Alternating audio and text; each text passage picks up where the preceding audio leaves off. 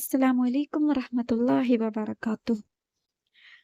നമുക്കൊക്കെ ഒരുപാട് ആഗ്രഹങ്ങളും ആവശ്യങ്ങളും ഒക്കെ ഉള്ളവരാണില്ലേ? അങ്ങനെ നമ്മുടെ ആഗ്രഹങ്ങളും ആവശ്യങ്ങളും ഒക്കെ വളരെ പെട്ടെന്ന് തന്നെ നമുക്ക് സാധിച്ചു കിട്ടാൻ വേണ്ടിയിട്ടുള്ള ഒരു ദുആയെ പറ്റിയാണ് ഇന്നത്തെ വീഡിയോ ഞാൻ പറയാൻ ഉദ്ദേശിക്കുന്നത്. അതുകൊണ്ട് തന്നെ ആരും ഈ വീഡിയോ സ്കിപ്പ് ചെയ്യാതിരിക്കുക, മുഴുവനായിട്ട് കാണാൻ ശ്രമിക്കുക. അപ്പോൾ നമുക്ക് വീഡിയോയിലേക്ക് പോകാം. ഇത് നമ്മൾ ചെല്ലേണ്ടത് എപ്പോഴാണെന്ന് വെച്ചാൽ സുബഹിക്ക് ശേഷം ആണ് ഞാൻ പ്രധാനമായിട്ടും പറയുന്നത്. സുബഹിക്ക് ശേഷം ചെല്ലുക.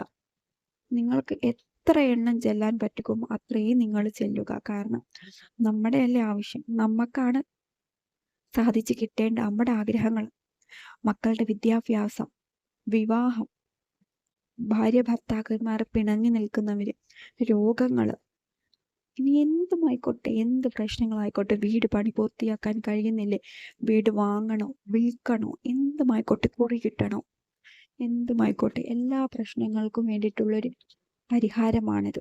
വളരെ ഈസി ആയിട്ട് നമുക്ക് വളരെ പെട്ടെന്ന് ഓതാൻ കഴിയുന്ന ഒരു സലാത്തും കൂടിയാണ്. ഓതി കഴിഞ്ഞാലോ 10 മടങ്ങ് പ്രതിഫലവുമാണ് അതിൽ നിന്ന് നമുക്ക് ലഭിക്കാൻ പോകുന്നത്. ഇത് എന്താണ് ചെല്ലേണ്ടത് എന്ന് വെച്ചാൽ, നമ്മൾ സുബഹി നമസ്കാരത്തിനൊക്കെ ശേഷം ആരും തന്നെ നമസ്കാരം ഒഴിവാക്കാൻ പാടില്ല. തഹജ്ജുദ് നമസ്കരിക്കാൻ കഴിയുന്നവരാണെങ്കിൽ അങ്ങനെ, അല്ലാതെ ഫർള് നമസ്കാരങ്ങൾ ഒന്നും മുടക്കാൻ പാടില്ല. അങ്ങനെ സുബഹി നമസ്കാരത്തിന് ശേഷം ആ നിസ്കാരപ്പായയിൽ ഇരുന്നു കൊണ്ട് തന്നെ 129 പ്രാവശ്യം നിങ്ങൾക്ക് എത്ര ചെല്ലാൻ പറ്റുമോ അത്രയും നിങ്ങൾ ചെല്ലുക. സലാമും ഖൗലം മിൻ റബ്ബിൽ റഹീം, സലാമും ഖൗലം മിൻ റബ്ബിൽ റഹീം. നമ്മുടെ സൂറത്തുൽ യാസീനിനകത്തെ ഒരു ആയത്താണിത്. വളരെ വളരെ മഹത്വമേറിയ ഒരു ആയത്താണിത്. നമ്മൾക്ക് എത്ര ചെല്ലാൻ പറ്റും, നമ്മൾ ഒരു ആവശ്യം നമ്മൾ മനസ്സിൽ നിയത്ത് വെച്ചിട്ട് ഒരു 7 ദിവസം ഞാൻ ഇത് ചൊല്ലിയേക്കാം. 129 പ്രാവശ്യം വെച്ച് 7 ദിവസം ഞാൻ ചൊല്ലി തീർത്തേക്കാം. അനുഭവം കൊണ്ട് ഞാൻ പറയുകയാണ്. എൻ്റെ ജീവിതത്തിൽ എന്ത് പ്രതിസന്ധികൾ വന്നാലും ഞാൻ ഇതാണ് ആദ്യം ചെല്ലാറുള്ളത്. 7 ദിവസം കൊണ്ട് ഞാൻ ചൊല്ലി തീർത്തേക്കാം എന്ന് നിയത്ത് വെക്കുക. എന്നിട്ട് ഇത് ചൊല്ലുക. ഇൻഷാ അല്ലാഹ് 7 ദിവസം ഒന്നും വേണ്ടി വരില്ല. ആ ചെല്ലുന്ന അന്ന് തന്നെ നിനക്ക് ഉത്തരം ലഭിക്കും. കാരണം എൻ്റെ അനുഭവമാണ്. പിന്നൊരു കാര്യം, നിങ്ങൾ ആദ്യം മനസ്സിലൊരു ഉറച്ച വിശ്വാസം എടുക്കണം.